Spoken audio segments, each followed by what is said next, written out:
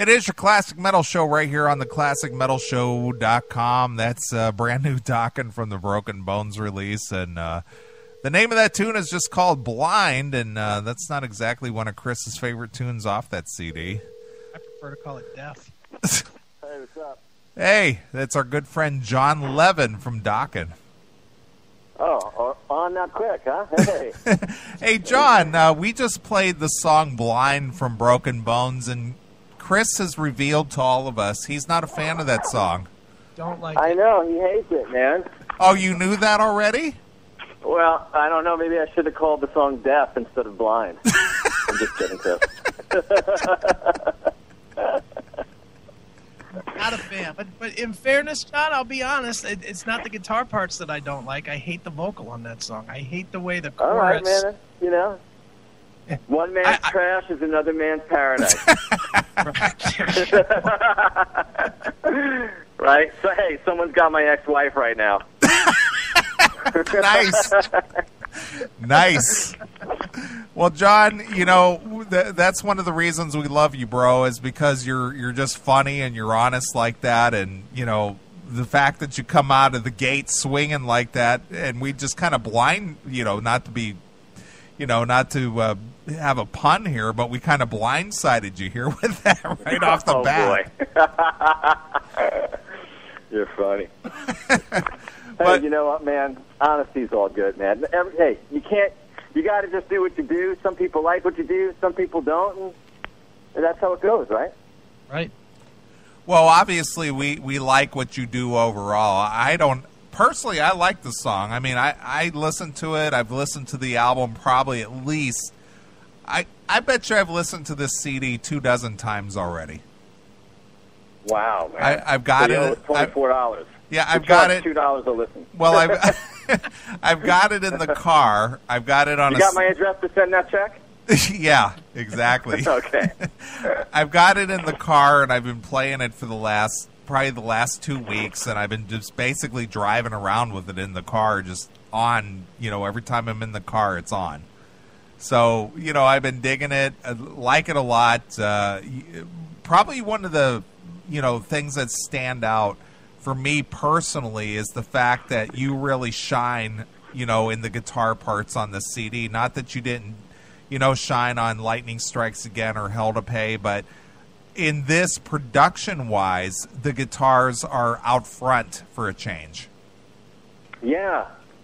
You know, I was surprised with that. I actually wasn't there when they mixed it. You know, when you're working on a record for as long as, you know, as slow as we are about making stuff. But when you're working on something for 11 months, man, and then the mixes come, it's like you have a tendency to micro-analyze it and hear it maybe not as how a listener would hear it. So there's little things I was hearing, oh, this, that.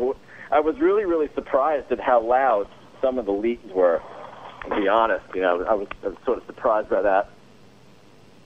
Right. But hey. Go ahead. Go ahead, Chris. What do you got, Chris? Oh, I'm waiting for you. Listening to the record, John, and listening to the three records now that you played on, it seems like each time you've come in with like a different vibe, you know, to that. I mean, Hell to Pay obviously had one vibe, and then you did the throwback record with Lightning Strikes. Now this one is, I'm going to say it really doesn't have the Lynch thing as much as maybe you have done in the past. It's a lot more of your own. True. Your own style. Was that purposeful that you've changed each time, or is that just where you were at the moment, or what? You know, I think it was a combination. You know, to be honest, yeah, you grow and you change, and I think a lot more of my own personality probably came out in this one. I mean, that's just how things go. I'm one of these people that I can't, you know, my attention deficit. What did you just ask me? No, I was kidding. My attention span's so short that I can't sort of stick on anything, and that's just how it always is with my making music. It's the same thing. I seem to get like in a phase, and when I'm in that phase, I'll do a whole bunch of things like that, and then 6 months later or a year later, I change into sort of I grow or progress into something else. And I think that's sort of what happened on this one, you know. And I approached it a lot differently than I have in the past in terms of the playing. I got my own recording studio here now, and I would come in like on one day of the week when I was sort of inspired. And I'd throw 4 or 5 solos down, and I wouldn't even listen to them. And then I'd come back maybe 2 or 3 days later, and I'd do like another 3 or 4 without listening to the first batch, you know. And I accrued like 10 or 15 leads, and then finally, when I had nothing to do, I'd siphon through them, and I would see how my directions changed. So it gave me an opportunity to sort of really, pick what I felt was the best, sentiment for the song, as opposed to necessarily in the past where I just came into the studio and as soon as I had one take knocked out, I would just fix it and that was it, Right. How much different was it working on this record this time with Don? Because Don's been out there saying a lot that this is yours and his record, not just another, one of his records.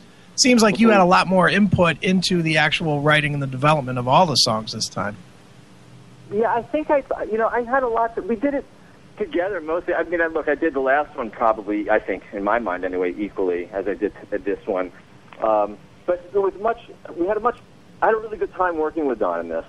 For some reason we got to a really good working situation together. We had fun making this, and there was the serious moments too. But we just, as like any relationship, we have a really good working chemistry together. Just how we do things really seems to work, and we work really well together. You know what? This really sort of typifies how I think of how I work with Don. I came in and I had a riff for what became the bonus track on the Japan release, "Can't Fight This Love." I don't even know if you've heard that one, but anyway, I played him the riff, and he said he made a very, very subtle change to it, which but that subtle change in my mind made the riff 5 times better than it was. And to me, that's the sign of something, when something's really good chemistry-wise, like that really impresses me. You know what I mean? Sure. Well, John, I'm going to ask you something about Don. I've known Sure. I've known Don for, let me go back here. Let me see here. About 18 years. And he and I, are very good friends. You know that. Has Don had a change in demeanor, say, in the last 2 years? Have you noticed anything different about him in the last 2 years, demeanor-wise? I mean, being more, I don't know what you want to call, I don't want to use the word sentimental as much as he kind of values his friendships more now than he did in the past. Does that make any sense? You know what? I think I have noticed that. It almost seems like, I could see that. It's almost like our friendship sort of comes first, and the music we make together is just something that we do. Right. Which is really refreshing, and I absolutely have noticed that. Because he and I've known him since '94. We've always had a very good friendship ever since day one. But for the last couple years, I'm going to say in the last 2 years, when he and I have been hanging out and stuff, he'll more or less throw some kind of a sentiment in there toward me saying, I really love you, bro. You're my brother, and that kind of stuff. And something like he's never said before. You know what I mean? It's just kind of like... I've noticed that. And actually, he actually emailed me a letter during the course of this record. I did all the solos myself in my own house, in my place, and he didn't hear them till, way late in the game. And I value his opinion, and I wasn't sure how he was going to react. And had he said to me, "Hey, man, I don't think this one's as good as you can do, take another stab at this," of course I would have. But he wrote me like a very endearing letter, and to be honest, I saved it.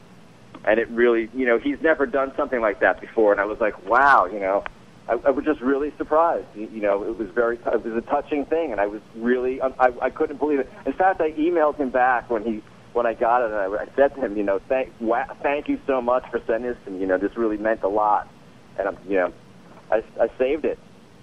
So I guess I'm not the only one. I guess not. Okay, so I thought I was just imagining that, so I guess that kind of solidifies it. But I guess I want to ask you, John, I admire what you do guitar-wise, Thank you. And I've heard Don used to send me roughs of certain songs he was working on before the guitars were put in. And what I want to know is, when Don sends you a rough that has no guitar leads or anything on it, how do you get to a point to where you sit down and go, man, this could use this kind of a riff or this, and obviously you got anywhere from 30 seconds to a minute and a half to fill that space. How do you do that? You know, that's a very good question, actually. Now where I'm standing here today, I've actually learned that when he feels there's something in a track, I have to take his word for that, even if it's not something I'm hearing right away. And so sometimes when he gives me something like what you just said, and in my mind I'm thinking, oh my God, this is just so way off, or like off center for what I feel like the core of what we do is. Sometimes, I mean, I remember being in here recording, and I look at our engineer, Darry, and I'd be like, bro, I don't know, man, can I really do something with this? And he's like, you could do it. And to be quite honest, that song that I'm thinking of right now in my head was the song called Empire. And Don actually had an original, he had a riff for that was very, very, very different than what the song is now. And, you know, it's a good thing I didn't just, you know, call him up and say, hey, man, I don't feel this. Let's just abandon ship here, you know, because it turned, you know, that's a single. Sure. Well, John, you know, one of the things that we've heard a lot lately and is this rumor that following this run with the record that Don may put Dokken down, he may not. He may do it. And I mean, would that piss you off if he went and did something different? Because it just seems like right now you guys all seem to be feeling like there's a really good chemistry. Would that be a bad shakeup if that was to happen? Well, that's actually a really good question. We were in Bulgaria 3 weeks ago or so, maybe a month at this point now, and you know I was really, really jet lagged. So I was at 6 in the morning. I was sitting at a breakfast table with Herman Rarebell, and there was nobody else around. And we would, you know, just talking, and then Michael came in, and you know, I of course I'm a huge fan of Michael, and I know he's actually an influence of mine. I think some of those influences are apparent on this album too. But he came up to me and he said to me, so you know, we make a guitar, we play an acoustical guitar talk together, you and me. And I'm looking around like, who are you talking to? You know, and then I'm like, me? He said, yeah, you and me playing the acoustic guitar together. So. Okay. I was like, okay. And actually Don was there, too, and he goes, and you will sing. So I actually didn't know that he was serious. I don't know if Don thought he was serious, but, you know, sure enough, I got a letter from his lawyer a few days after I got home saying Michael's really excited about this, and can you have Don, you know, start working on some music with him, and so on and so forth. So we will see. Okay. I mean, is that something that you would want to do? I mean, yeah, man. You know, yeah, absolutely. Don singing and myself and Michael playing guitar, I mean, that would be a dream for me because he's one of my favorite players. Would that not reduce what you do, though, to being more of a rhythm player behind Michael? Well, you know, none of that's been discussed, but I'm sure there's some room for me to play as well. Okay, very cool, man. So going back to the record, man. I mean, obviously, this is probably the most shred-heavy record that you've played on with Dokken. What came out the best in your eyes, you know, from the vision that you had to what's actually on the discs? Oh wow. Well, I think tone-wise, I mean sonically, and then I'll talk about. Are you asking me sound or playing or both? Both. Okay. I like the rhythm guitar sounds best in Blind and Empire. Okay. And it's not that I don't like some of the rest of the record, but on this particular album, I mean, at least sound-wise, I printed a direct track. I don't know if anyone knows what that is. That's the actual just sound of the guitar coming out of the guitar.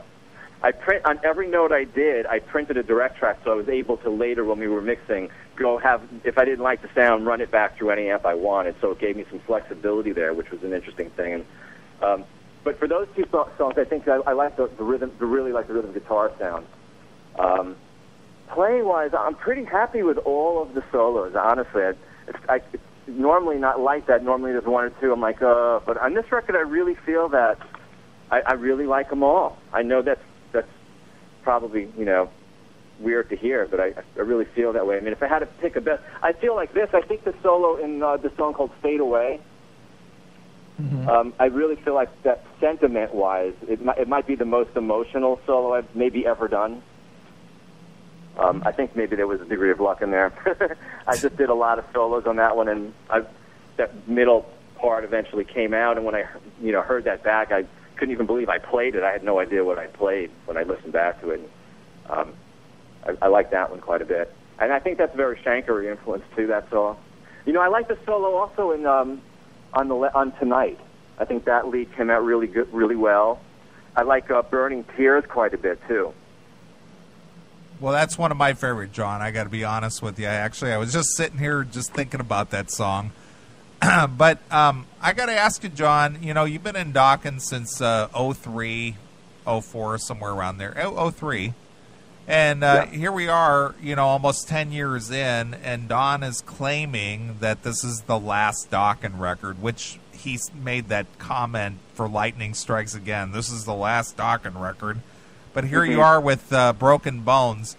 Do you believe this is the last Dokken record?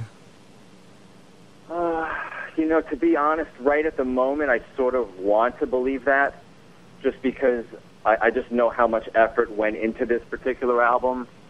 And I don't know, I don't see a way, at least right now in my mind, how I would be able to do something better than what I did here, to be honest, at least with what I brought.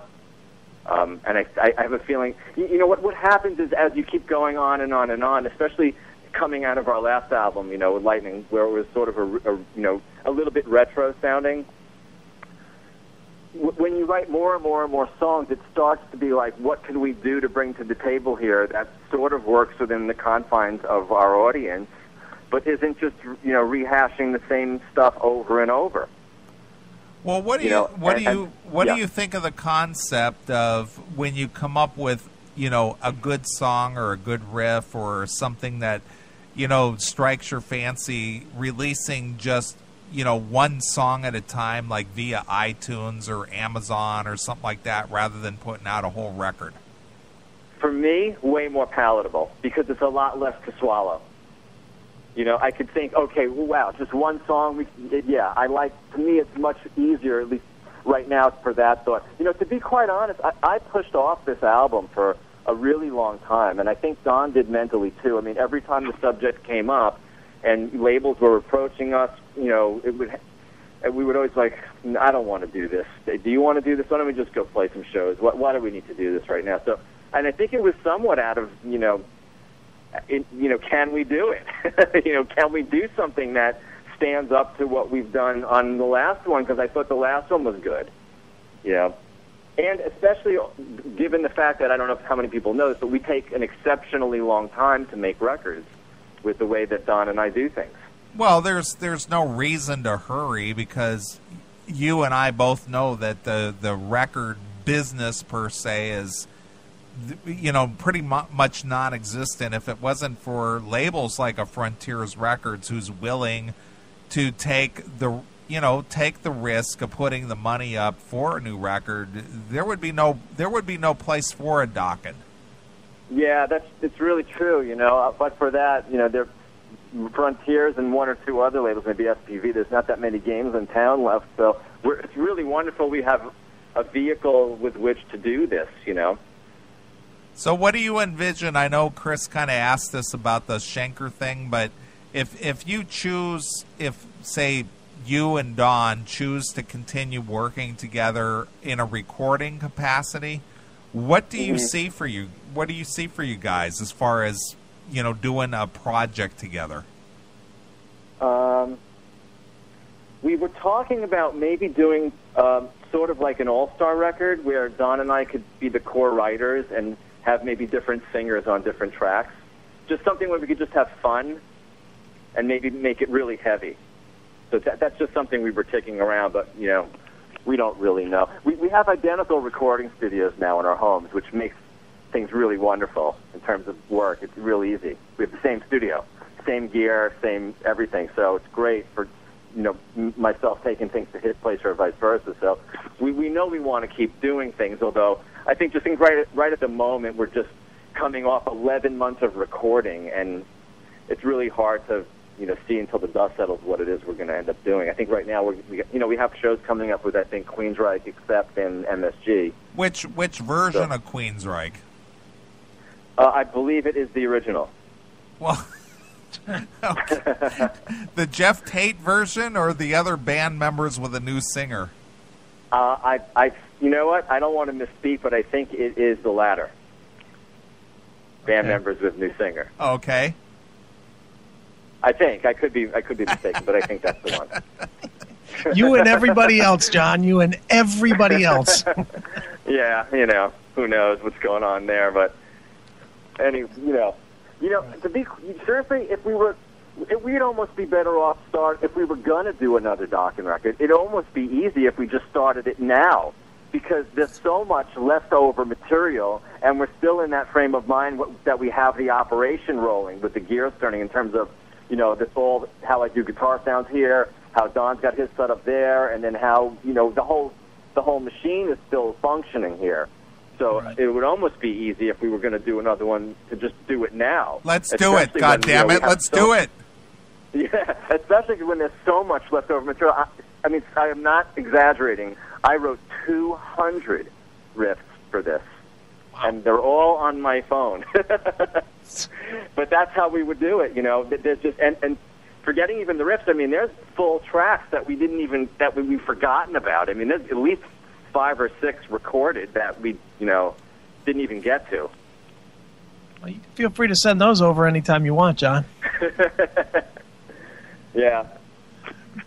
Well, John, let's talk about the live show for a little bit. Obviously, Sure. man, you've been, with you being in the band almost a decade now, there's still not a lot of the tunes that you basically, wrote. I mean, you're still playing almost an exclusive George Lynch show. Now, obviously, you can play it, but do you try to push to get some of the tracks either from Lightning or from the new record or even from Hell to Pay into the set, to try and get a little bit more of your own flavor into the set? It's something we want to do, but for some reason, I don't know why. Admittedly, it's probably that with all of us sort of living where we live, we don't get a chance to get in and rehearse up shows. So we get sort of into the thing of, look, this is what we do, and we don't, and there's really no excuse for it, because although we have discussed it, we're definitely going to start doing songs off this record, and at least 3. Okay. And, we're going to pull some from the last records, too, because it's really time to freshen the setup and to start doing that. Right. Does that mean that either yourself or others in the band are bored with some of the tunes that are, and I know bored is a bad word because, obviously the fans want to hear. I mean, I'll point to Dream Warriors that you played when we were here in Cleveland. I was like, ugh, I'd rather hear just about any other song than Dream Warriors again. But, is that kind of where you guys get to as a band too, where you just get sick of playing certain songs over and over again? I never get sick of playing the songs. I really don't. I love the songs.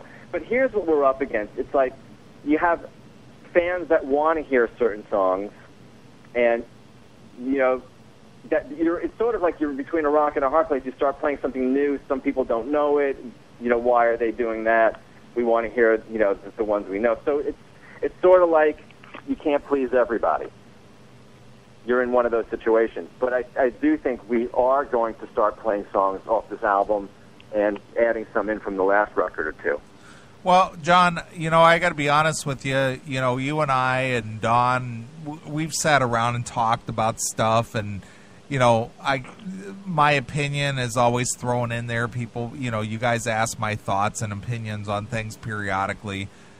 I would like to see, songs that haven't been played in a long time. Like one of my favorite songs, and I'm sure you're familiar with it, from the Back from the Attack CD is Lost Behind the Wall. I would like to hear that song live. Oh, yeah, it's a great song. I'd like to hear that, and I would like to hear a couple other songs from Lightning Strikes Again, and I'd like to hear some Dysfunctional songs. I realize, a few of those are Lynch's songs, and some of them are your own songs, but obviously you're more than capable of pulling those off live. And I'd like to see you guys go out there and do that. And one of the things that I mentioned a while back, I think we were in Detroit one evening. I would like to see you guys, we had an email earlier this evening about bands doing their classic albums. What would your thoughts be about doing the whole Under Lock and Key CD from, back to, from beginning to end? Sure, it'd be great. I have no problem with that. That'd be great. You know what? Why don't you email me the songs that you think we should do and send them to Don too, and I think that would be a good way to get the ball rolling. Because I can never really be as basically objective as you can by someone who's out there watching it. Right. We're in it. But there's just such a huge back catalog that a lot of these songs just don't get ignored. They get ignored. Obviously some of the songs are not the most popular, or the hits or whatever the case may be. But any hardcore fan of the band Dokken would appreciate hearing those live. It's just like, holy shit, I can't believe they're playing that tonight. Yeah, okay, yeah, I agree. That would be great. Let me know which ones you think we should do. What are the ones that stand out for the new record to you? I know you guys love Blind. And what are the other ones? Well, obviously, Broken Bones is a great record, or a great song, I mean. Burning Tears, that's another favorite of mine. Yeah, that one came out good. Yeah, I like that one a lot. For the Last Time, I like that one a lot. That's just me personally. I know Chris has got his thoughts on it, but you guys are going with Empire as your first video, and which is done, by the way. We shot it last week. Well, I got to ask you about that, John, because, and I don't want to blow this for the fans or anything, but because you're on the show and you're a pretty honest guy, what is it with Don being bundled up like it's wintertime and you got a coat and a hat on, and then Mick and Sean are in T-shirts? I don't get that. I mean, it's just too weird. It's just like you guys are like bundled up like it's wintertime inside that abandoned building, and those guys are like it's hotter than hell, and they're like it's summertime. What's up with that? That's funny, man.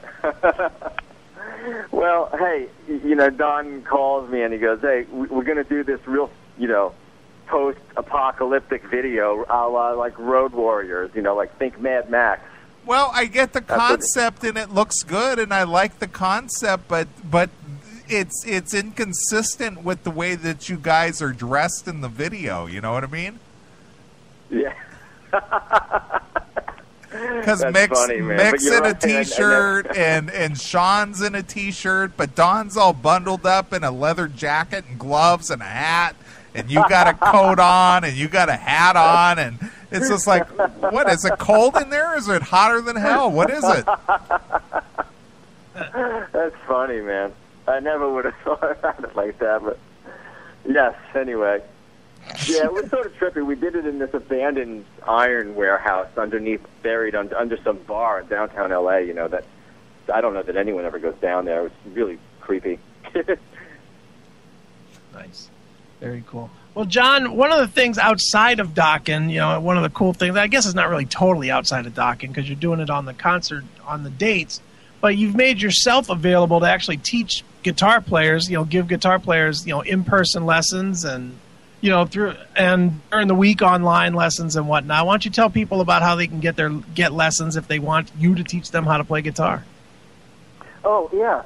You can go to my website, which is jonlevin.com, and this sort of came about because, someone once emailed me asking if I gave lessons, and, she was real serious about learning how to play guitar, and she started wanting to, when I was in the Midwest area, she'd come to the hotel to be like her conference room, and she started taking lessons from me, and I really enjoyed teaching, so I wanted to go from there, and all of a sudden one day I said, you know what, I had a Skype conversation, a conference call, and I was like, wow, I could probably teach like this, So I decided to offer lessons for people who want to learn how to play, and you can do it through Skype and just go to the website and sign up. It isn't called George Lynch's Dojo, is it? No, it's not. I don't know what his thing is. Mine's just, regular guitar lessons, but it's great for me, man, because I don't have to go anywhere. It's great. I just grab my guitar and teach somebody some stuff instead of watching another rerun of Gilligan's Island or whatever I'm going to do here. Nice. Nice. Well, I emailed you earlier this week, and I got a confirmation from Don, but it looks like you and Don and maybe even Mick might be taking over the Classic Metal Show at the end of the month. What are we going to do, hijack you guys with duct tape and tie you up and grab the mics? Right. Basically, yeah. You guys are going to take over the show. This should be interesting. I'll make sure I bring my long coat and hat. As long as Mick wears a T-shirt. But Don emailed me back, says he's in, so it looks like you guys might be doing the takeover show at the end of the month and debut the new CD. Oh, that would be great. Have you been so you've been spinning the disc? Oh, yeah, dude. We started last week. We didn't want to jump the gun too much, but we've been playing it last week and tonight. So, wow, you must be one of the only I don't know that many stations have it yet. Well, we're on top of shit there, dude. Come on. You guys are on top of it already, boy. Wow. This is the classic metal show, after all, for Christ's sakes. What songs have you been playing? Everything. All of it, whatever we feel like playing. But yeah, we're behind you. We're pumping it. I really love the disc. I really do. So how does it compare to Hell to Pay for you? Hell to Pay was a completely Hell to Pay. We just wrote whatever we wanted to write. Is really what we did. You know. This one, I think this one's way, way, way better, in my opinion. I think that this is the best one I've ever done with Don, for sure. Sure. I mean, I think sound-wise and playing-wise and song-wise, I mean, I'm really happy with it. I couldn't really imagine it have been better than it came out. Well, I like it, dude. Like I said, I have it in the car. I've been playing it for, a couple of weeks now. And obviously I had a chance to listen to it a few weeks ago when I was in Cleveland with you guys. And it came out great, and I'm glad to have had a chance to listen to it as early as I have, and, I love it. Oh, that's great. I think it grows on you, too. I think it's one of those records that, as in my opinion, as do a lot of the old Dokken records, they get better with the passage of time, I don't necessarily know that it's the one. The songs we write aren't like what I refer to as like sugar, where you hear it once and you love it right away, and then it's gone 2 days later, Right. Well, outside of recording is concerned, how long of a career do you think the band as an entity Dokken has? You think you're gonna? I hope to keep going. I know I don't see there's a reason why we can't keep. We always want to get out there and play. And, maybe we'll change in terms of whether or not we want to record more in the future. Just, you have to understand, after 11 months of hardcore recording, the amount of burnout right now is pretty high. Right. So we need to get out there and play and get back to doing what we do and enjoy, because, we had shows sort of interlaced while we were recording, which really made everything even more sort of difficult. We couldn't really even enjoy the shows because we were really being pressured so hard by the record label to get it done. Not that they were wrong. I mean, we were supposed to do it in 6 months, and it took 11. But, we really couldn't enjoy going out there and playing as much as we would have liked to. And then when we would come back, then we'd have to rest for a couple of days and get back in there and get back into the groove. So it was just, it was it was difficult, and the burnout factor got really high, Sure. Well, I'm glad you guys put together such a great disc. I agree with you. The production is great. Don's voice is sounding great. I'm glad that you got the spotlight in the guitar, in the guitar area, and you kind of got the forefront on this. And I think people are going to appreciate it. It's got some of the traditional Dokken sound, but it's got more of a modern vibe to it. So it's kind of like the best of both worlds. Yeah, I would agree with that assessment, exactly. I feel the same way about it. I think it's fresh, but it still fits within the Dokken camp. And, at the end of the day, great songs are a great song. I mean, that's how you have to really approach it, You can't turn a crappy song into ice cream. I agree.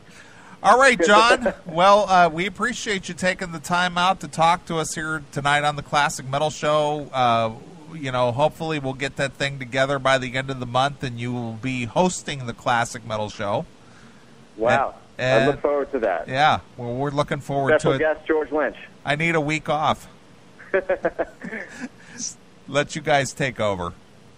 That'd be great, man. All right, man. Well, I think All right, what we're going to do is we're probably going to wrap this interview up with probably Burning Tears. Great. And I don't know if I've ever asked you this question before. This is a traditional classic metal show question. We ask everybody who's interviewed on the CMS here this question. How has Lemmy from Motorhead influenced your career? Oh, well, I see him at the Rainbow at the blackjack table there, man. He influenced me to go to Vegas and lose all my money. Nice. All right, John, it's always a pleasure. You're always welcome to come back on the show, even to be a guest host at any time. Well, hey, I appreciate it. And, hey, I want to thank you both for all the support through all the years and the friendship. Well, I realize that I've known you, well, come Memorial Day of 2013, I've known you for 10 years. Ooh, time goes fast, huh? Yeah, I met you over the Memorial Day weekend of 2003. So it's been almost 10 years, man. Wow, it was before Hell to Pay. Yeah, before. We did the little 4-day run for Orange County, Tucson, Arizona, Phoenix, Arizona, yeah, I remember. and Vegas, right? Vegas. We did Vegas. And that's where the outdoor show. Mick passed out and fell off the drums. Oh, I remember that, man. It was during the Hunter. He Exactly. looked at me and he goes, "Where are we? Where are we? Where are?" And I thought he got lost in the song. So I'm like, second verse. And then that's not what he meant. Next thing you know, he's out. Yep. He meant where are we? what planet? That was a good weekend. Yeah, it was a lot of fun. All right, man. All right, we're going to get out of here with Burning Tears. Any story behind that at all? Nah, they'll figure it out. Just run it. All right. All right, John. Well, we'll talk with you soon. All right, you guys. Thanks. All right. Well, here's Burning Tears from the new Dokken release due out on September 25th via Frontiers Records. And this is Burning Tears right here on your Classic Metal Show.